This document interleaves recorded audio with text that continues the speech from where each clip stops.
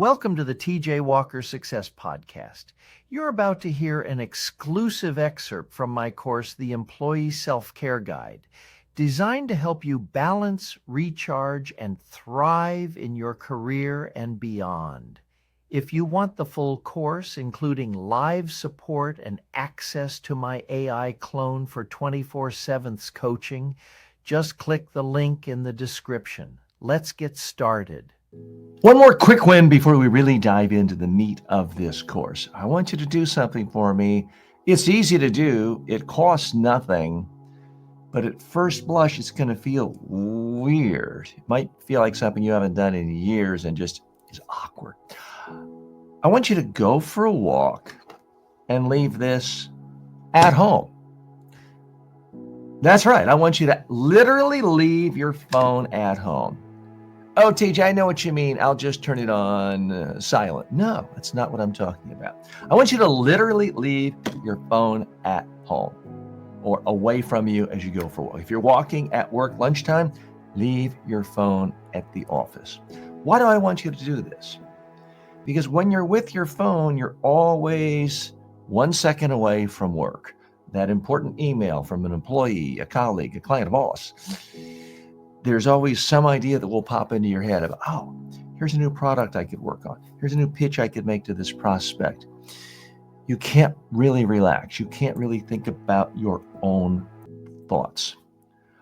Ideally, you do this for at least an hour a day. I've done it for years, and it's the best thing that ever happened to my career. I've had so many good ideas come to me because I have that time of reflection. Most great entrepreneurs, most great thinkers, writers, philosophers throughout the ages have done this.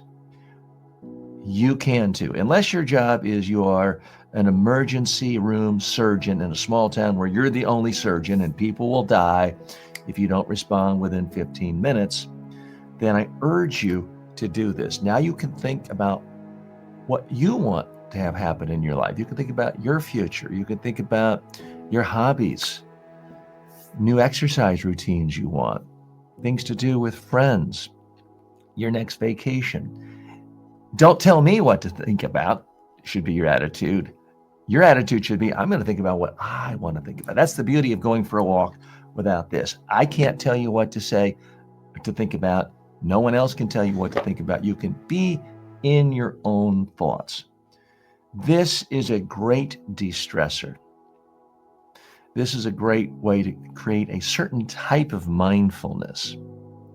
Now, if you can't do an hour a day, even 5 minutes walking around the block once without, and I love cell phones, and I've got a cell phone. I'm not anti-technology. I'm pro you. I want you to have your own thoughts, you to have time of reflection, time away from this thing, so you can think about what is really most important to you. So please do that today. And if you say, I don't have time, really, maybe it's a matter of just getting one subway stop off earlier and walking that last 10 minutes home or 10 minutes to work. Maybe it's watching one fewer sitcom or Netflix movie and just going for a walk. If it's important to you and you have the ability to use your legs, by all means, figure out a way, not just to go for a walk, but to go for a walk without your work, because this does represent your work. So how is this course on self-care for employees really different from others out there? It really comes down to 3 very specific planks in this building we have right here. 3 very specific pillars to this course. The first is the course content, the video lectures themselves. This isn't something I read in a book somewhere. What you're seeing here is not a clone or AI generated content when you see me speaking.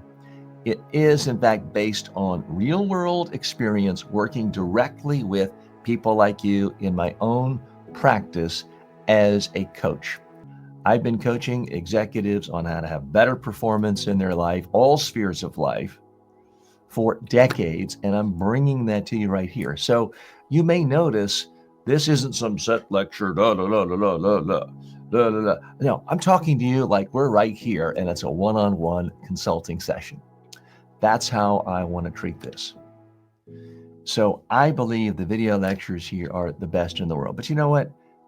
Every online video course has videos and the teacher thinks they're great. You'll have to be the judge of that. That's only the first pillar.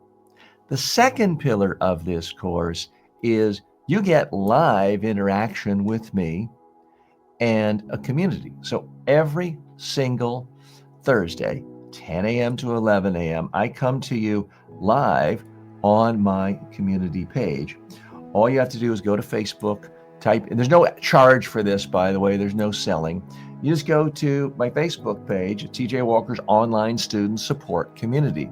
You say what course you're in, you're automatically accepted, and you can then talk to me live. And I don't mean typing in a question and having me then, read it an hour later. I mean, you push a button, you're going to be on screen right next to me, and you can talk to me directly and say, hey, TJ, I got this problem. By the time I get home from work, it's been a 14-hour day. I'm too tired to exercise, read, talk to my family, or anything else. What do I do? And I'll talk to you live. That is every single Thursday, 10 a.m. to 11 a.m. Eastern Time.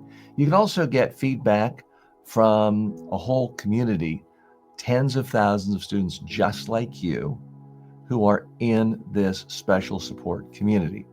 Again, there's no charge for it. So that's the second way. It's the live interaction with me. If you went to the Harvard Business School or Cambridge or Oxford or any other elite university in the world, you might spend $80, $90, $100,000 a year on tuition, and you would expect the professor to make themselves available for office hours, 1 or 2 hours a week, because that's part of what you're paying for. Well, you're not paying $100,000 for this course. You're getting it for a tiny, tiny fraction of that, and yet I still am providing the live office hours. So that's the second pillar. But what if that's not convenient for you? What if you have a burning question about some aspect of work-life balance, something that's stressing you out as an employee, something where you're trying to figure out the best self-care routine given your current job, and it's 3 a.m. on a Tuesday and I'm asleep? What do you do? Well, that's why I've created my own AI clone to answer your questions at any point. There's no charge for this. You don't even have to give an email address or a name to text me questions. I will answer them anytime. But it's not just text. You can actually talk to my clone and get specific answers to your questions and get coaching. I'll just demonstrate for you briefly right now what I'm talking about and how this works, because it's completely interactive. Hi, I'm TJ's clone. Hi, TJ. I'm having some trouble with work-life balance. I've got a great company to work for, great boss. I love my job, but I just find by the time I leave the house, my hour commute, put in 8, 9, sometimes 10-hour commute home, I'm too tired to exercise or read. My family says that I never talk to them. It just seems like things are out of whack. What's your advice to me on how to have better work-life balance?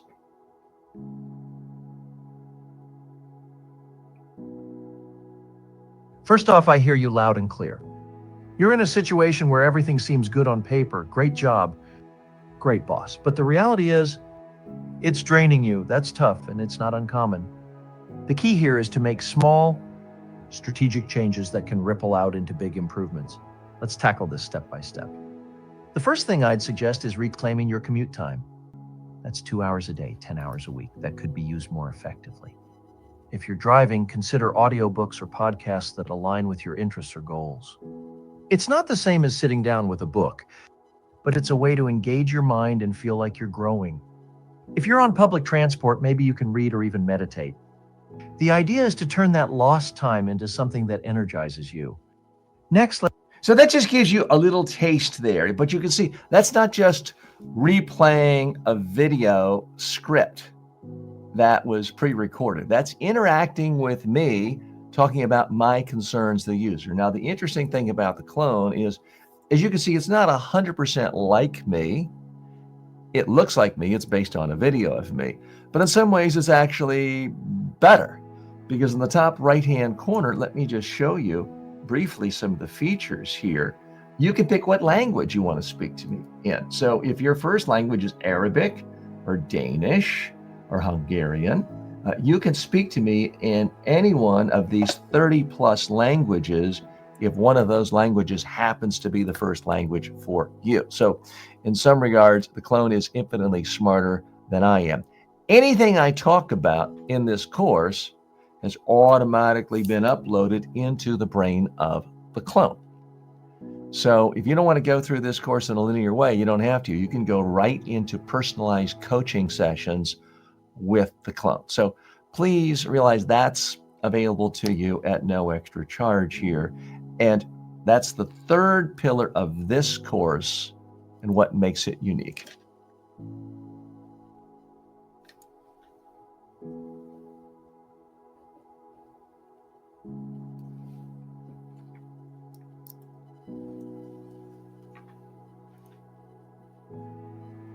Key concept we're going to focus on throughout this course, and that is the concept of balance. If you are feeling stress in your life, it's because something's out of balance. If you're feeling burned out in your career, things are out of balance with respect to these 7 spheres I've talked about.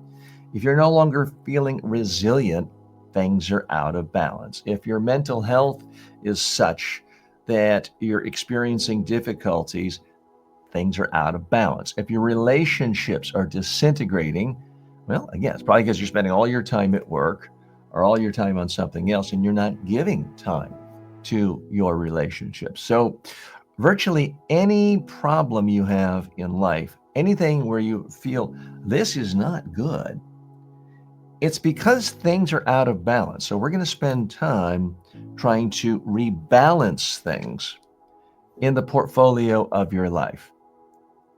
A part of what any financial advisor would say is, you need some balance. If 100% of your investment is in lottery tickets or just in real estate or just in crypto or something like that, you're really vulnerable to that goes down. It brings everything down with it. We need balance in all 7 spheres of your life.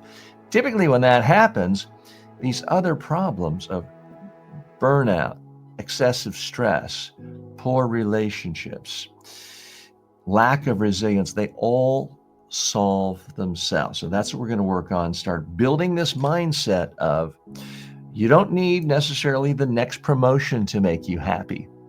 You don't need the perfect looking spouse to make you happy. You don't need an extra $50,000 to make you happy. Maybe all of those things are nice, but that's not ultimately what's going to make you happy or satisfied. It's having more balance in every sphere of life.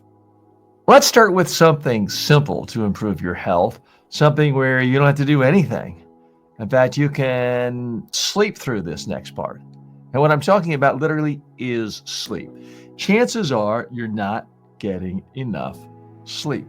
Humans on average are getting 2 hours less sleep per night than 100 years ago. Well, guess what? Our genetics haven't changed. Our physiology have not changed in 100 years. We're still the same animal, and our brains, our bodies require sleep. It's a relatively easy thing to do. It doesn't require a lot of extra money or equipment or special things to wear. It just means prioritizing your sleep. Now, the number one culprit keeping you from sleep, this is just so easy to look at one more TikTok or one more email or one more text. And if it's not this screen, it's this one, a bigger one, a television screen, a video screen. And I know some of you saying, well, yeah, TJ, but I can't fall asleep before midnight. I have to get up at 6 to go to the work with a commute. Well, I need you to really question some of your assumptions. It is true that when you were in college and young and hip, and forgive me if you are still in college, maybe you were a late night owl and you like to stay up late and sleep late. But if you're in the work world now, if you're an employee, chances are you have to show up by 9 a.m. or even 8 a.m., maybe earlier, which means you have to get up 7 a.m., 6 a.m., long commute, maybe 5:30. Your body needs sleep. You can fool yourself into thinking you're a genetic freak and you don't need 7.5, 8.5 hours of sleep, but you're fooling yourself. Yes, 1 out of 10 million people or some rare statistic is perfectly fine after 5 hours of sleep. Here, do this test for me. If you've had a full busy week and you have no alarm set Saturday morning or Sunday morning, how late do you sleep? Well, TJ, of course, then I sleep in and catch up. Well, that means you're not getting enough sleep. Are you waking up in the morning using an alarm clock or using your phone as an alarm clock? Guess what? Means you're not getting enough sleep. If you are using an alarm clock, you're interrupting your body, what your body actually wants to do and needs to do. It means you aren't getting enough sleep. So let's be practical and tactical. The easiest way to be much better rested, to get a great night's sleep, is to simply ask yourself, okay, what time do I need to get up in order to get to work on time? And now, how can I get 8 hours of sleep before that? So if you have to get up at 6:30 a.m., let's say, that means you need to be asleep by 10:30 p.m. If you need to be asleep at 10:30 p.m., it means you need to have every single screen turned off by preferably 2 hours before, but at least 1 hour before. So at 9:30 p.m., it means you need screens off. Now, I know some of you think, TJ, that's insane. I have a distant family member who's not in good health. It'll be the end of the world if they can't call me. Or a kid in college, I have to have my phone on at all times in the bedroom. No, you don't. Your health is really important. You get a pager for $10 a month. Give your college kid the pager. Give your sick aunt or uncle the pager number, but turn your phone off. This is every interesting idea ever created in the history of humankind. This is every interesting, funny video ever created in the history of humankind. It's too tempting. It's too titillating. It's too exciting to have in your bedroom. Even if you mute it, even if you put it on silence, it's still too tempting. Lights, it's just too tempting. Don't do it. So my firm recommendation, power off all screens. Your television, your cell phone, everything.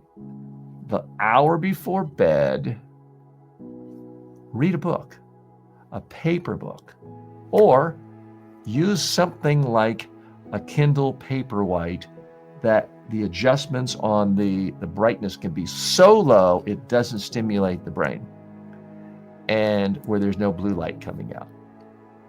Now, I don't want this to be a commercial for Amazon. Jeff Bezos has enough money, okay? If you can find some other device. I personally do use the Kindle Paperwhite because the lighting level, I put it on a level 5. I can still read it, but it's not telling my brain it's daytime. That's the problem with a television or any screen or your cell phone. The light is so bright, it's telling your brain, it's daytime, don't fall asleep, wake up. So here's the real test I have for you. I want you to find a boring paper book. And I want you to turn off every screen. And I just want you to read that paper book in bed. Start 2 hours before you need to fall asleep, or at least 2 hours before you normally fall, and just read. Tell me how long it takes you to fall asleep. Now, I've asked that question of countless students of mine, and they pretty much all say the same thing. Oh, TJ, I fall asleep in 10 minutes. Well, that means you're not getting enough sleep. That means you're not really this big night owl, and that you're routinely staying up too late. So with countless numbers of my students who traditionally stayed up till midnight and then get up at 6 a.m. They're chronically fatigued, lots and lots of caffeine throughout the day. And oh, I can do this, I'm fine. No, you're not. You need more sleep if you're like 99% of the world. You're not that special. You think you can get by on less? You can get by short term, but you can't operate at your optimum level. Your car will still work if you put 98% gas in and some water. It'll work for a little while. Your car could work if 2 of the tires are completely threadbare, but it's risky. Why go there?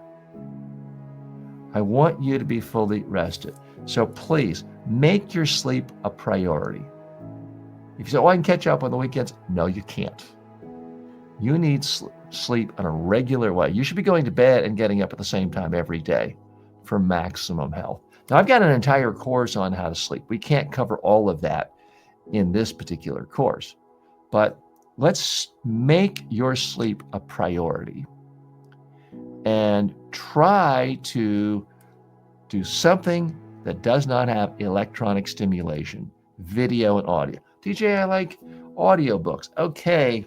The problem is that sound is too interesting and stimulating. It's going to be harder to sleep. Reading text with very little light is really the best test of when you are naturally going to fall asleep without excess stimulation. So I want you to try that. So figure out the clock. If you got to get up at 7, that means all things being equal, unless you're a genetic freak and you're flattering yourself, you need to be asleep by 11. So certainly by 10, no more TV, no more screen. If you got to get up at 6, do the math. You need to be asleep at 10, which means all screens off by 9. Well, TJ, if I start a movie at 7:30 and it's 2 hours long, that's not possible. Start it earlier or watch half one night, half the next night. If your health is really important to you, you've got to do everything you can to ensure you get enough sleep. And yes, you can use sleep masks, white noise machines, earplugs. If you snore, you got to find a solution for that.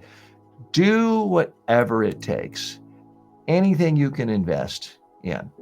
Any change in your routine. If it helps you get more sleep, try it.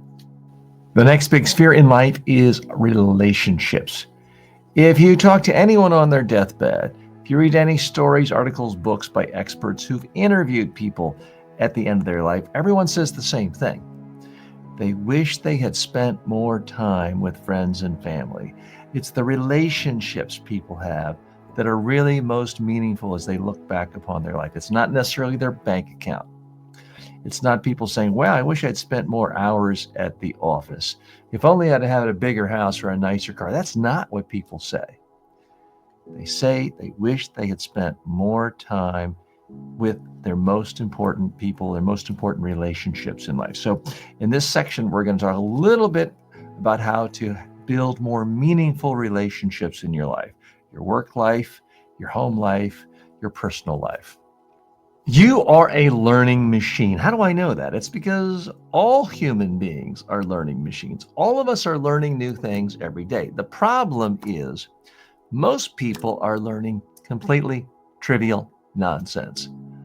They're learning who some celebrity they've never met has just divorced, or what celebrity got caught having an affair. They learned about the particular social habits of a star athlete who is highly paid but doesn't care about them, what they do during their day. People learn stuff all the time, but it's completely trivial.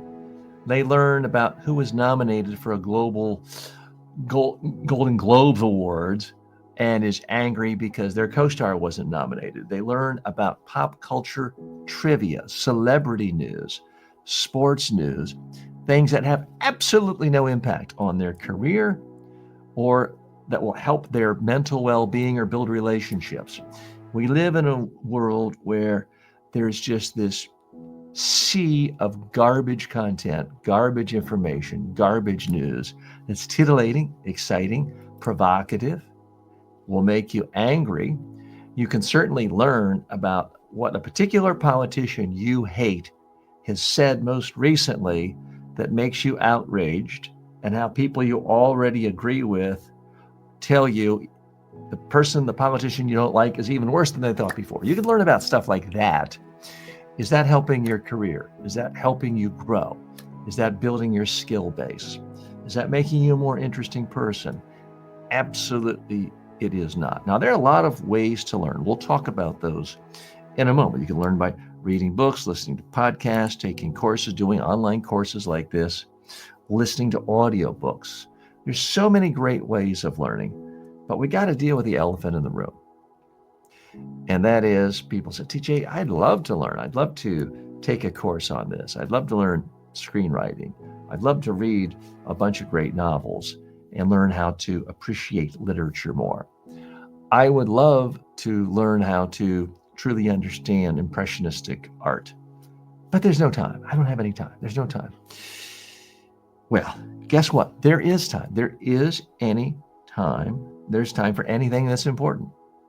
You can make time, anytime, for something that is important. The problem now for most of us is we are crowding out our window of opportunity for learning new stuff with trivial nonsense.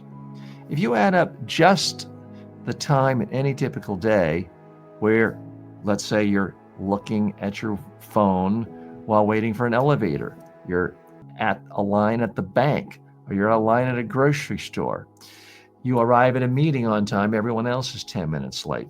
Add up all these snippets of time, and it can be considerable. When you put in commute time, when you're perhaps on a bus or a train or an Uber, the time you spent looking at your phone, add it all up, these minutes often are hours in one day. Well, what do most of us do? We are looking at news on our phone. We're looking at texts. We're looking at emails, half of them from spammers, where we're looking at it and then deleting it. We're looking at social media, some posts from somebody you went to high school. You weren't friends with them in high school. You haven't talked to them in 25 years. Why are you looking at a post on where they went for vacation? It is a complete, utter waste of time, and it's crowding out time when you could be learning things. Now, not all learning is equal, as I mentioned. There's learning about pop culture trivia that's completely useless unless you happen to be a celebrity journalist. Chances are you aren't. No one cares if you know about how much money the house cost for some new movie star who just got a big deal. Nobody cares.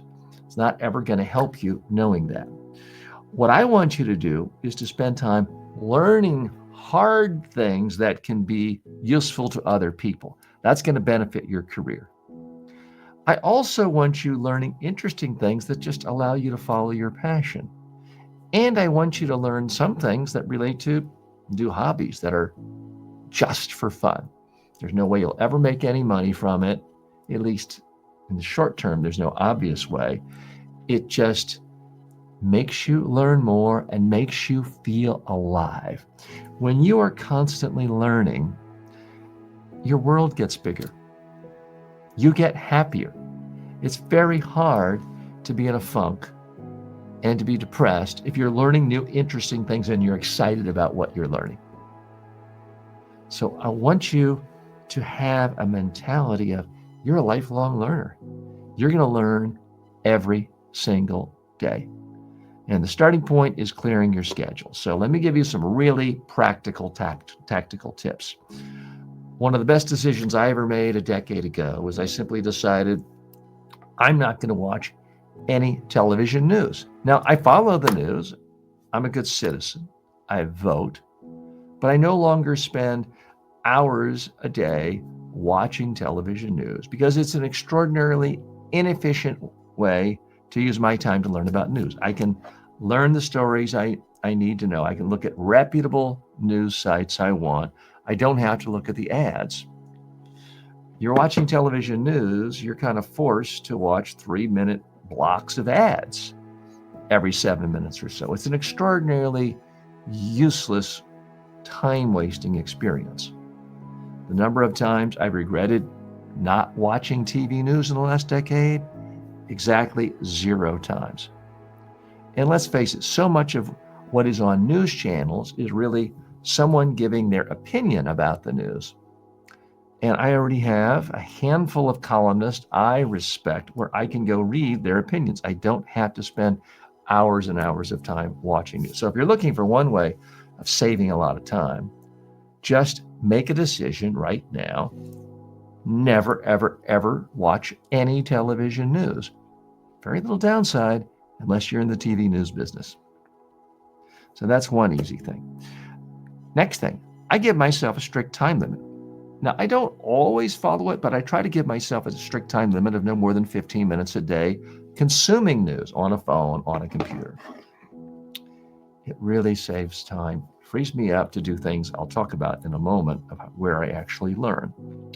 Another great way of saving time, give yourself a strict time limit of how long you spend on social media per day.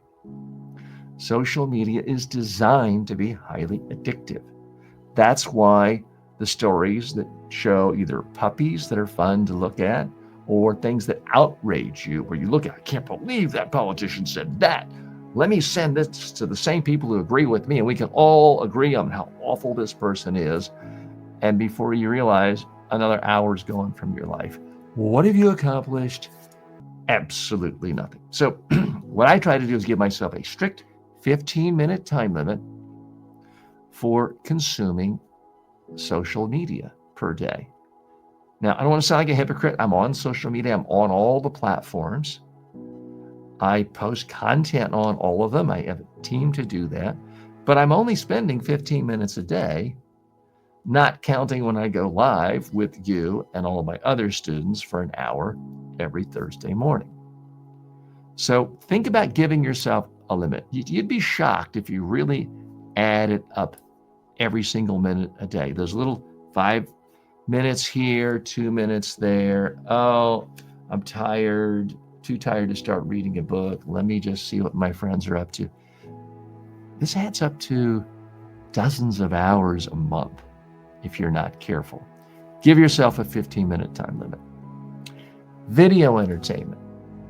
I'm not asking you to become some monastic scholar who just sits around reading text, wearing cloth, barren cloth fabric that is coarse, and eating bread and drinking water and living the life of a monk. That's not what I'm asking you to do. I'm asking you to put some limits on things. The next big time suck for most people, and why they have no time to read books and learn new things and take courses, is we fill our days consuming video entertainment. Movies, TV shows, funny sketches, Mr. Beast. I love them all. But if you're not careful, it's so easy to get into this pattern of, well, I worked hard all day at the office, the commute home, I'm tired, I have dinner, I'm just going to pour myself a beer, some beverage, and turn on Netflix at 6:30, and now it's 11 p.m. and I've fallen asleep. Can you relate? So you just spent 4.5 hours watching video entertainment. Do you remember any of it? Probably not. Is it going to stand out as an important memory in life if you watched it with your family? Probably not. It just all blurs together. And if you do spend 4.5 hours a day or even 3 hours a day, times 7 in a week, 21 hours, do you really think you're going to see, 8 world-class movies in that amount of time? I don't think so. So here's what I do. I like watching sitcoms. I like watching various TV shows, dramas, and movies. I give myself a 1-hour limit of video entertainment per day. Now, if I'm off playing pickleball tonight, tomorrow night, I've got 2 hours because it's only going to average 1. I can watch a full movie. And that's perfectly fine. But what I don't want to do is just say, all right, it's 6:37, I'm going to watch the whole evening. With a 1 hour average of video entertainment per day, I can watch 2, sometimes 3 movies in a week. That's more than 100 movies a year. Do you really think there are more than 100 great movies a year that if you missed one, it would be a problem in your life? I don't think so. So be selective. It forces me to really look at reviews and ratings. Do I want to watch that? It forces me to seek out quality video entertainment. Now, I know some of you are saying, well, TJ, I don't watch TV. I don't watch Netflix. I don't watch sitcoms. And boy, did you see all the games last week? I know people who are pretty disciplined about not watching movies, but if it's football season or soccer season or cricket season, they can easily spend 17 hours on a weekend watching games. It crowds out time to do anything else. Look, if you have a passion for a particular sport, by all means, watch it, but don't let it completely take over your life and crowd out the time for actual learning. Now, as I mentioned to you, I have carved out on my calendar, on my schedule every day, the last hour of the day. Typically, it starts at 8 p.m. It might not start till 8:30, but the last hour of the day for me is devoted to reading. Now, that's not the only time I learn, but I know I've got a guaranteed hour. If I wake up early, it's reading. If I can't sleep in the middle of the night for some reason, I'll read typically for no more than 15 minutes, and then I fall back asleep. Now, I like to read other times, and I do like to learn through video courses, YouTube, occasional podcast. But even on a really busy day, when there's a million other things going on, social obligations, work, trainings, I know at minimum, I'm going to be learning new stuff for an hour every day. Now, that's in addition to a whole bunch of little starter things I do every day. I mentioned to you, I start off the day, word of the day. I go to the Google app for the art painting of the day. I only spend 20 seconds on it, but it's something new I learn. I learn different words and combinations of words using Wordle every day. You may think, well, that's an old person's thing. I don't want to do Wordle. Do something else, do some other game. But it's something that helps me learn just a little bit for a couple of minutes at the start of every day, the game Wordle on the New York Times. So figure out different times, different ways you can incorporate learning into your day. More in the next lecture on the different formats of learning and figuring out what's the right blend for you. So how do we tie all this together? I've talked to you about the 7 major spheres of life I want you to really think about in your guide for better self-care as an employee. And I'm glad you're here, and I'm glad you realize it is about the self. You may have the greatest employer ever. They may give you all sorts of benefits, but they cannot guide you every step of the way through every aspect of your life and give you a great life. That's up to you. It is about how you care for yourself. So your company wants to make money, your organization wants to thrive, but if you get burned out, ultimately that's a problem for them and for you. But it's a bigger problem for you because you only have one you. I'm hoping with respect to burnout that because you're consistently exercising, because you're eating right, because you're getting good sleep, because you're consistently learning new things, because you're consistently creating new things, intellectual property for what you're doing, because you're consistently building better relationships with clients, customers, bosses, mentors, you're not burned out. It's pretty hard to get burned out if you do things like that. Part of the goals of this course was to help you to become more resilient. Well, if you're exercising every day, getting sleep, learning more, saving more money, building your wealth, building stronger relationships, you will be more resilient. It actually becomes impossible to become more fragile if you're doing all those things. I hope if you follow the practices we talked about in these spheres, that mentally you are stronger. Now, I'm not a mental health official or medical official. I'm not here to diagnose you on mental health problems. I can tell you, based on widely available literature, people who are happy with their job, who are exercising, eating right, have strong relationships, have something to look forward to, have great leisure time, vacation time, are a lot less likely to suffer mental illness. It's always a potential. There are some people with genetic issues, chemical brain issues, but in general, you dramatically decrease your chances of suffering depression, mental illness, if you're consistently in a job you like, consistently building good relationships, consistently exercising, being healthy, taking vacations, building wealth. It's just a lot less likely that you suffer mental health issues. So that's why we're doing all this. This is why I'm hoping together, this time we've spent, has helped make you happier, not just as an employee, but as a human being. It's made you healthier. It's made you more resilient so that you can thrive in the workplace and in the rest of your life.